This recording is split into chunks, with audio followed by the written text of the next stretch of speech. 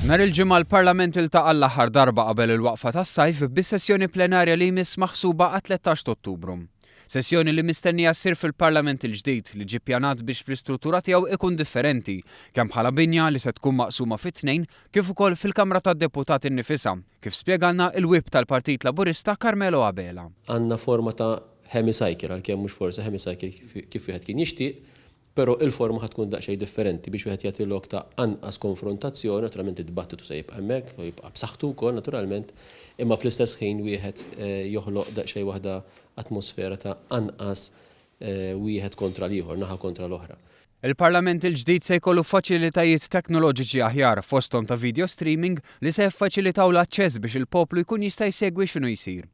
Abela qalilna li bħalissa qed issir il-ħidma biex titlesta din il-binja u ċaqliqa mill-posta li ieħor tkun waħda bla xkiel. Intant fis-sessjoni tal-ġimgħa il-Parlament temm il-ħidma tiegħu bazz ta' diskussjonijiet u votazzjonijiet. Fost l-oħrajn ġiet diskussa s-sitwazzjoni fil-Libja fejn il-Prim Ministru Joseph Muscat spjega s-sitwazzjoni ta' Martin Galea il-Malti li nħataf kif ukoll il-Ministru tal-Affarijiet Barranin George Vella ta' rendikont tal-ħidma li qiegħda ssir hemmhekk. Fost il-liġijiet li għaddew il-ġimgħa kien hemm dik tal-Ene Malta fejn il-Gvern għandu l-possibilità jkompli bir-riformi biex jimmodernizza din il-korporazzjoni li issa se ssir kumpanija. Dan fl-istess waqt li jkunu assigurati l-impjiegi tal-ħaddiema. Barra minn hekk għaddew qatt ta' emendi f'liġijiet oħra.